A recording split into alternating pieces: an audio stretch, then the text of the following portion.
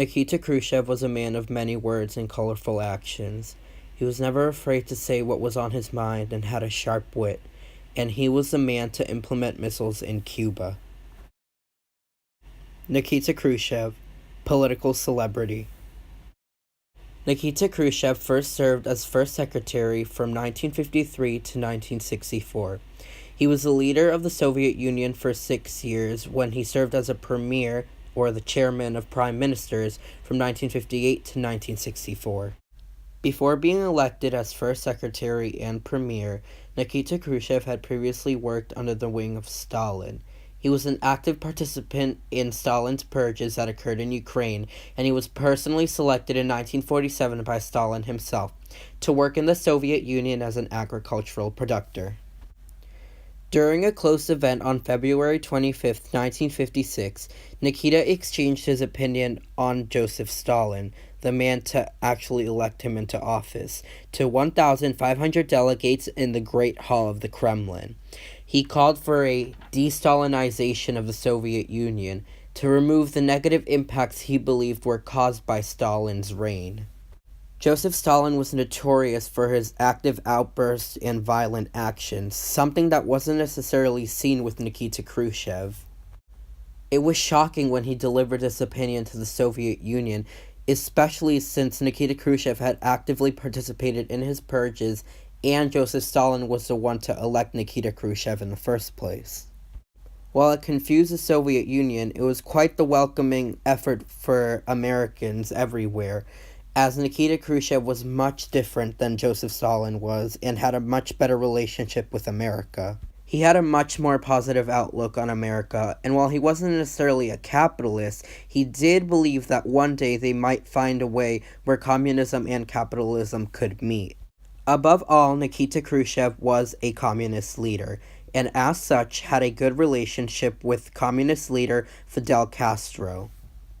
He had a strong relationship with Fidel Castro, which didn't come to a surprise with many, as they were both communist leaders, and they both did not retaliate to the action of Joseph Stalin. Their relationship was constantly under media coverage, as they were both mostly seen smiling together, holding hands, or having a good time with each other. Many people believe that this was a thaw in the Cold War due to the opinions on Western culture and wanting to merge communism and capitalism. However, the plan was shot down after discovering that America had placed bombs and other warfare items in Turkey. This infuriated Nikita. In retaliation for them placing missiles and other warfare items in Turkey, he decided that it was time to fight back, and he decided to place missiles in Cuba. With the consent of Fidel Castro, many people in America were very frightened as to what the outcome of this might be, as Cuba was in such close proximity to America. Within 1,000th of a second of the detonation of this bomb, a fireball would form, reaching out for 2 miles in every direction, 4 miles across. Within this area, temperatures would rise to 20 million degrees Fahrenheit, which is hotter than the surface of the sun, and everything would be vaporized. Crush injuries, penetrating injuries, extensive burns, blindness from retinal burning. Fear was rampant in America after finding out this information, and many were terrified at what could possibly happen. The implementation of missiles was so out of character for Nikita that it stunned America when he ended up doing it. This was far beyond anything that he did that was deemed ridiculous, whether it be banging a shoe or suddenly leaving a United Nations meeting because he disagreed with what the leader was saying. While his image in America began to diminish, the image that the Russians originally had of him increased since he took such a strange action for what the Americans thought of him. Once finding out this information, Kennedy and his crew began to worry and as such decided to take action and think about what Khrushchev wanted them to do. They attacked Berlin. So we invade Cuba. And they fire their missiles.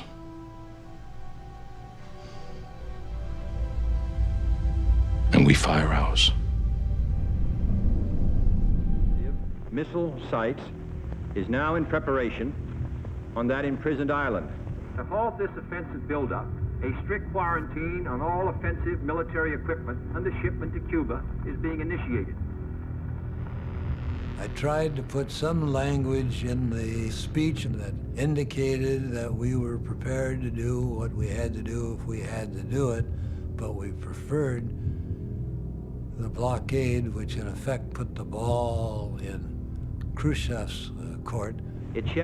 Kennedy's handling of the Cuban Missile Crisis, as well as the Cold War in general, was judged by many.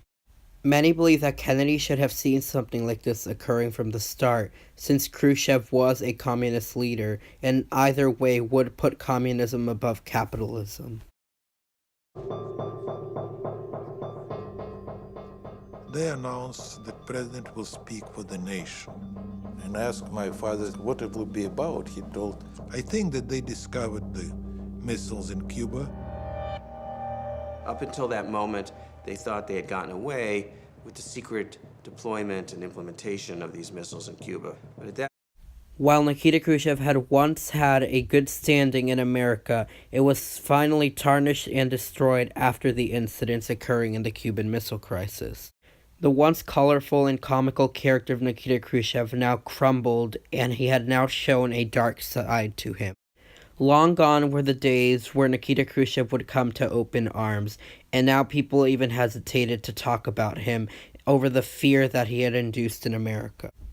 This action contrasted his previous ideas of communism and capitalism being able to live together in harmony. This event has also been dubbed the 13 Days event, as it had occurred from October 14th, 1962 to October 28th, 1962.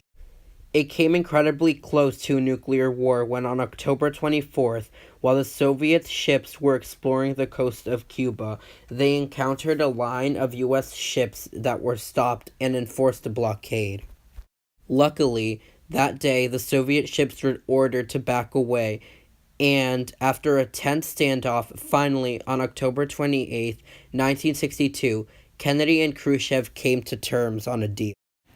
The deal was that the United States would never invade or attack Cuba after this incident, and to remove the missiles in Turkey. In exchange, Nikita Khrushchev agreed to remove the missiles implemented in Cuba. This was finally the end of the Cuban Missile Crisis, yet it did not end well for all. Many of the Soviet leaders were angered by how Nikita Khrushchev had attempted to go into this, as he did not take any further action.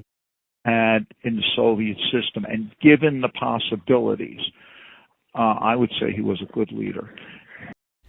Many people have stated that he gave in more to the Americans' needs than the Americans actually gave into his needs. In the end, it caused Nikita Khrushchev to bid farewell to his leadership, because many believed that he was not capable of leading the country anymore after how he had handled that situation.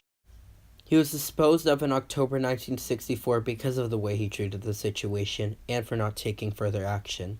While it may have not worked out for him in the long run, many argue that Khrushchev had indeed done the right thing. He ended up not causing a nuclear war, and Khrushchev attempted to explore a new way of handling the Soviet Union, one that was radically different from Joseph Stalin's, wanting a less repressive era and bettering lives.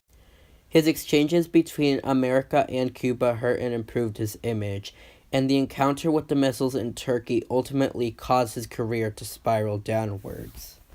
While not everything ended for the better for Nikita Khrushchev, he did create a more liberal approach to the Soviet Union and de-Stalinize the nation.